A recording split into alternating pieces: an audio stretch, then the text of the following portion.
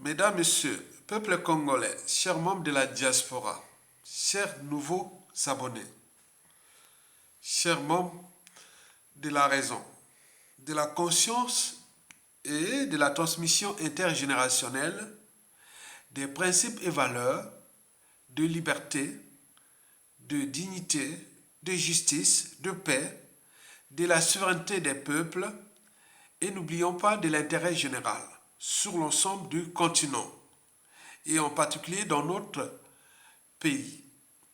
Alors, quelle signification donner à la manifestation ici à Paris en France pour la libération du général Jean-Marie Michel Mokoko et du ministre André Okombi Salissa? La signification est politique, où trois camps sont en action. Le premier camp est celui des citoyens qui ne lâcheront rien. Ils vont aller jusqu'au bout. Vous le savez que historiquement, depuis la nuit des temps, ce sont toujours ces 10%-là qui ont transformé le monde. Comme disait Margaret Mead, l'anthropologue, ne doutez jamais qu'un petit groupe d'individus conscients et engagés puisse changer le monde. Historiquement, c'est toujours de cette façon que le changement s'est produit. Donc vous aurez dans toutes les traditions, cultures, sociétés et civilisations, toujours ces 10%. Ils seront toujours en lutte contre les inégalités, l'injustice, l'oppression, la barbarie, etc. Et donc depuis que Sassou Nguesso est dictateur de notre pays, et surtout depuis le coup d'État sanglant Force Afrique, vous avez toujours observé vous-même, à l'échelle déjà de la France, hein, parce que Sassou Nguesso est chez lui en France ici, parce que son donneur d'ordre est ici. Depuis la France, depuis 1998, on en a vu, hein, ils sont passés hein, toutes les années. Et il y a eu des Congolais qui se sont levés, qui sont allés dans les meetings, dans les manifestations, dans les forums, dans des réunions et autres pour se libérer du joug de la France-Afrique de Sassou Nguesso. On en a vu depuis 1998 et jusqu'à nos jours. Donc, il y a un qui tombe, il y a un qui se relève. On retrouve toujours les 10%. Vous allez voir qu'il y a autant de Congolais à l'étranger. Maintenant, là, on appelle pour la libération du général Jean-Marie Michel Mokoko ou André Okombi Salsa. Vous allez voir qu'il n'y a même pas de monde. Et pourquoi? Parce qu'il y a toujours ces 10%. Ces 10%. Donc, il faut l'évaluer par rapport à la population. Et donc, nous, au Congo, on a ces 10%. En France, pareil. Aux États-Unis, pareil. Dans tous les pays du monde, il y a toujours ces 10%-là. Donc, ceux qui sont là, qui manifestent là, font partie de ces 10%. Quelles que soient leurs appartenances, leurs conflits d'intérêts, leurs intérêts particuliers partisans, ou même l'intérêt général. C'est toujours ces 10% qui s'élèvent. Donc, moi, je suis un cas d'école. Comment Aya Tonga, qui est originaire de la région de Sassou Nguesso, peut-il contester ce régime? Bon, beaucoup se demandent, il y a un qui m'a posé la question de savoir, maintenant Aya Tonga, pourquoi tu t'acharnes contre le président de ton pays?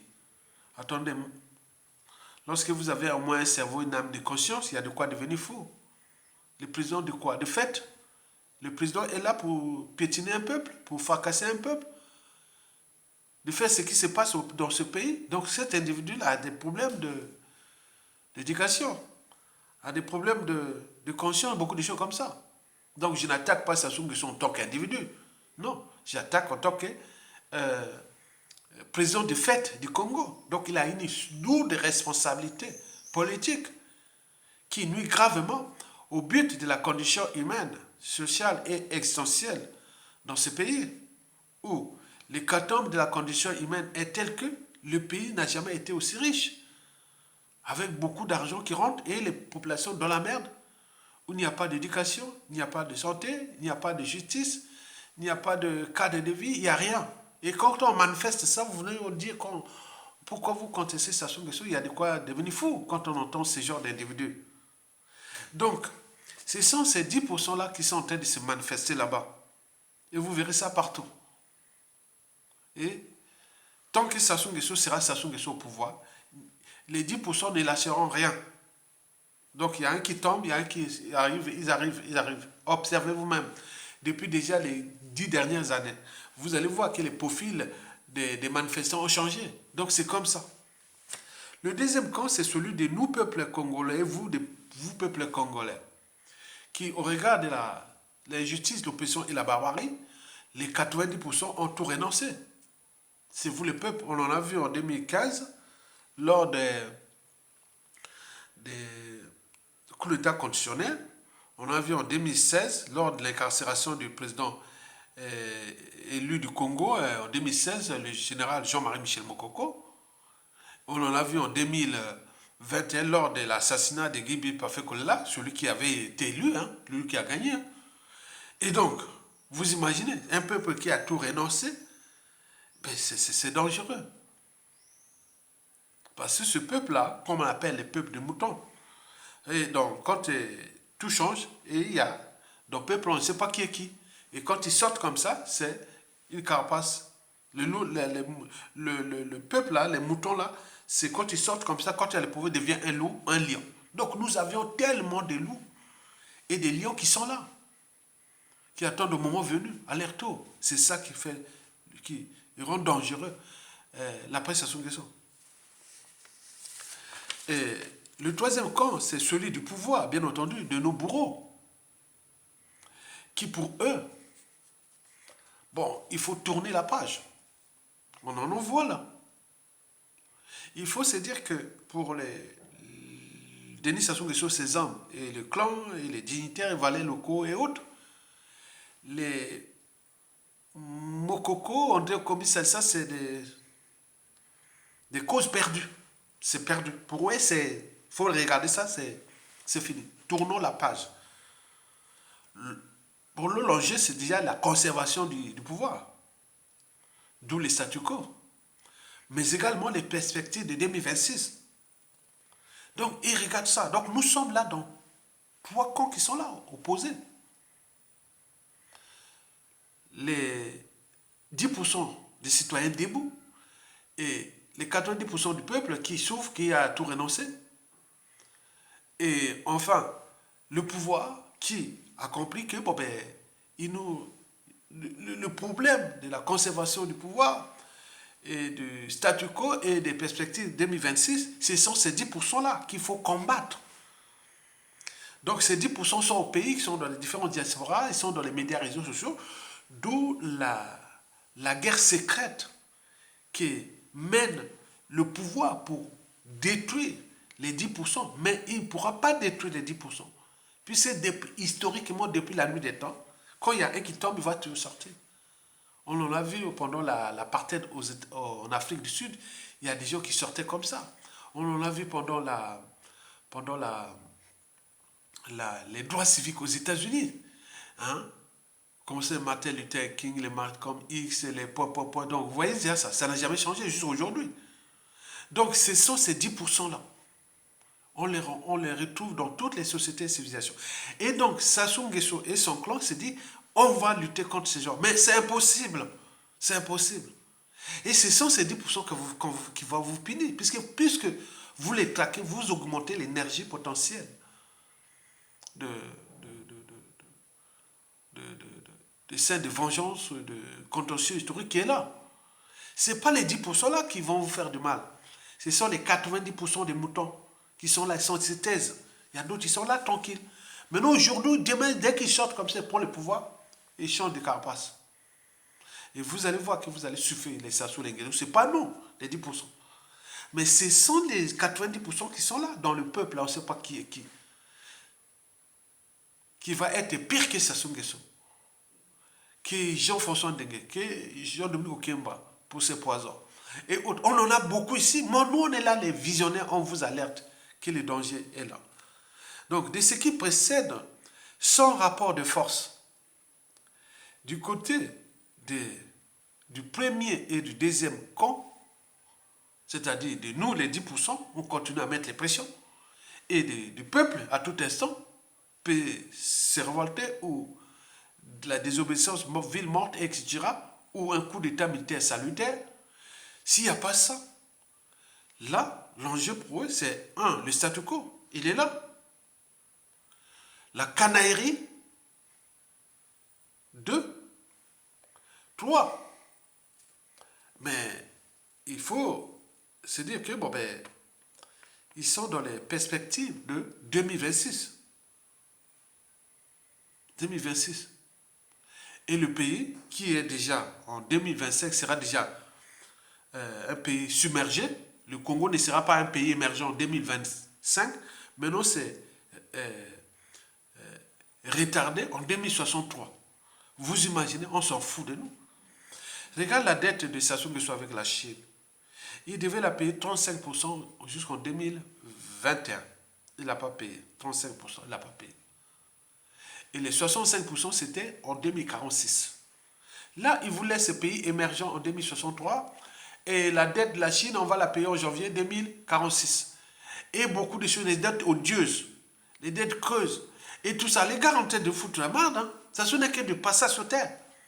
Donc, il faut vraiment que les Congolais se mettent en mouvement. Sinon, vous serez venus sur terre comme des moutons, des cafards et de l'âge subis Sassou Nguesso, un être mental qui va partir. Parfois, quand on est dans le niveau des déshumanismes, comme les Sassou Nguesso, on doit se frotter les mains. Que je me suis amusé, abusé de tout ce peuple-là. Il doit être content de ça. Et donc, ça fabrique des gens méchants.